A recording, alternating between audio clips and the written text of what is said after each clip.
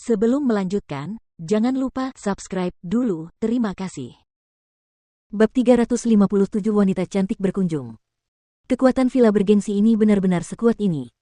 Mereka memiliki 20 tetua manajer di alam surga, jadi selain kepala villa, bukankah mereka memiliki 21 ahli alam surga?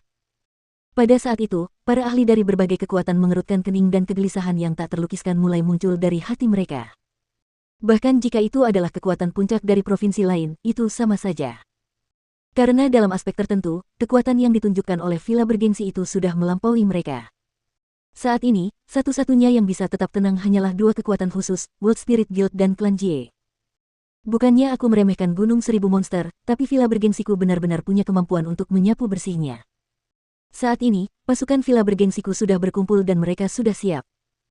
Besok, mereka akan memulai serangan ke Gunung Seribu Monster dan menunjukkan kekuatan manusia, menunjukkan bahwa yang terbaik bagi mereka adalah bersembunyi seperti kura-kura di Gunung Seribu Monster, tanah kecil mereka. Dan acara resepsi nikah juga akan dimulai di sana. Semuanya, jangan khawatir. Meskipun ini adalah acara yang menguji keberanian, aku tidak akan membiarkan kalian mengambil risiko yang tidak perlu. Kami telah mengintai lanskap Gunung Seribu Monster. Di dalam Gunung Seribu Monster, ada dua zona. Di dua zona tersebut, jumlah monster-monster paling sedikit berada di sana dan kekuatan mereka juga relatif lebih lemah.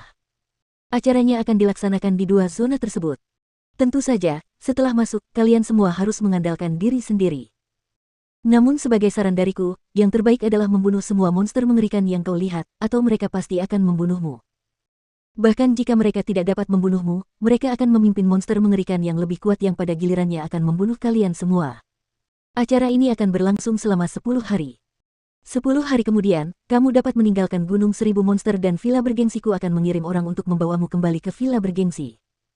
Dan saat itu, aku yakin 100 wanita dari villa bergengsiku sudah akan memiliki kesan yang memuaskan di hati mereka.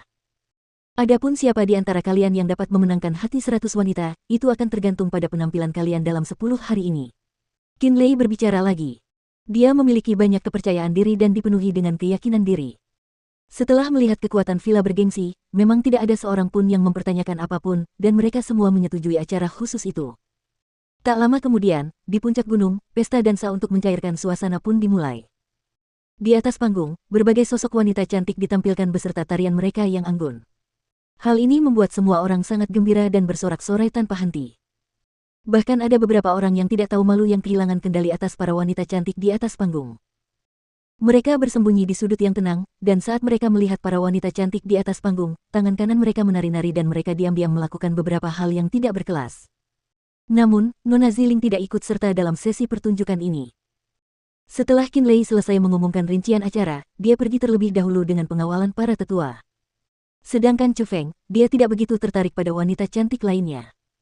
Dia fokus pada Gubo, Su Zongyu, dan yang lainnya dari World Spirit Guild dan minum dengan riang.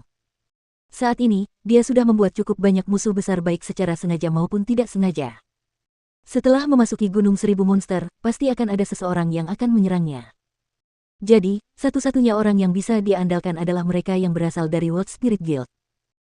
Setelah minum dengan gembira selama beberapa saat, malam sudah gelap, dan karena besok adalah hari untuk menuju ke Gunung Seribu Monster, Su Zongyu menyarankan agar generasi muda dari World Spirit Guild kembali dan beristirahat, dan Chu Feng serta yang lainnya, tentu saja, menanggapi panggilan tersebut.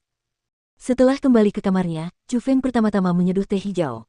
Karena dia senang hari ini, dia benar-benar minum banyak. Jadi, dia membutuhkannya untuk menghilangkan sedikit pengaruh anggur. Setelah menyeduh teh dan memegang cangkir teh, Chu Feng berjalan menuju jendela. Sambil minum teh, dia mendongak untuk melihat langit malam, tetapi sebenarnya, dia sedang berpikir dan mengatur peta dalam ingatannya. Peta itu ditunjukkan kepadanya oleh monster mengerikan yang misterius saat dia pertama kali berada di Menara Hantu Asura, dan bentang alam yang terekam dalam peta itu adalah bentang alam Gunung Seribu Monster. Di tengah-tengah Gunung Seribu Monster, terdapat istana bawah tanah yang luas, dan di dalam istana tersebut, apa yang dibutuhkan Chu Feng ada di sana. Namun, di luar istana bawah tanah, ada juga 5 area khusus dan semuanya dijaga seperti istana. Tanpa berpikir panjang, Chu Feng tahu apa saja 5 area khusus itu. Tidak diragukan lagi, itu adalah area yang menjadi tanggung jawab 5 Raja Monster. Jadi, itu juga berarti bahwa kelima Raja Monster tahu harta karun apa yang diinginkan Chu Feng. Mungkin mereka bahkan memiliki hubungan khusus dengan monster-monster misterius di Menara Hantu Asura. Pada awalnya, monster-monster misterius itu tidak memberitahu Chu Feng tentang bahaya Gunung Seribu Monster. Meskipun monster-monster misterius itu memberitahu Chu Feng di mana harta karun itu berada, itu sama saja dengan memberinya ujian. Asteris suara mendesing.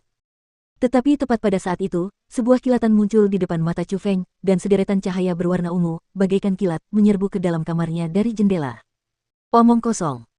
Pada saat itu, Chu Feng tanpa sadar merasakan ada sesuatu yang aneh dan sambil melompat, dia ingin melarikan diri melalui jendela. Akan tetapi, setelah Chu Feng melompat dan menerkam ke arah jendela, dengan suara keras, seolah-olah dia menabrak dinding tembaga dan besi dan dia terpantul kembali dan jatuh ke lantai. Formasi roh berwarna biru. Chu Feng terlempar dan terbalik ke tanah. Dia mengangkat kepalanya untuk melihat, dan dia menemukan, dengan kekuatan formasi roh berwarna biru, formasi roh tak berbentuk menutupi jendela dan telah menyegel seluruh ruangan. Memalingkan kepalanya dan melihat, memang benar, itu sama dengan prediksi Chu Feng. Sosok cantik saat ini berdiri di dalam kamarnya sendiri. Gadis muda itu mengenakan rok cantik dan memiliki wajah yang sangat cantik. Gadis muda itulah yang menggemparkan seluruh puncak gunung hari ini, Ziling. Dia sudah menjadi spiritualis dunia jubah biru. Hati Chu Feng terguncang. Ia tidak pernah menyangka bahwa Ziling yang hanya berada di alam mendalam tingkat 9 sudah menjadi spiritualis dunia jubah biru. Namun, jelas, seseorang harus berada di alam surga untuk memperoleh kekuatan formasi roh berwarna biru, namun dengan kultivasi alam mendalam tingkat 9, ia memperoleh kekuatan spiritualis dunia jubah biru. Itu sedikit menentang akal sehat. Namun setelah berpikir lebih saksama, hal itu dapat diterima. Hanya mereka yang berada di alam surga yang dapat memperoleh kekuatan formasi roh berwarna biru. Itu adalah akal sehat. Namun, ada banyak orang yang dapat menghancurkan akal sehat, seperti Chu Feng sendiri. Dia telah menghancurkannya berkali-kali, dan karena dia saja bisa, mengapa orang-orang dengan tubuh ilahi tidak bisa? Oh, jadi ini Nona Ziling. Yang disebut, laki-laki dan perempuan harus menjaga jarak. Mungkinkah Anda ingin menentang prinsip-prinsip tersebut dengan menyusup ke kamarku di tengah malam? Meskipun Chu Feng terkejut dengan kekuatan Ziling, dia tidak terlalu panik. Dia berdiri, menepuk-nepuk debu di tubuhnya, dan memperlihatkan senyum damai ke arah Ziling. Asteris suara mendesing.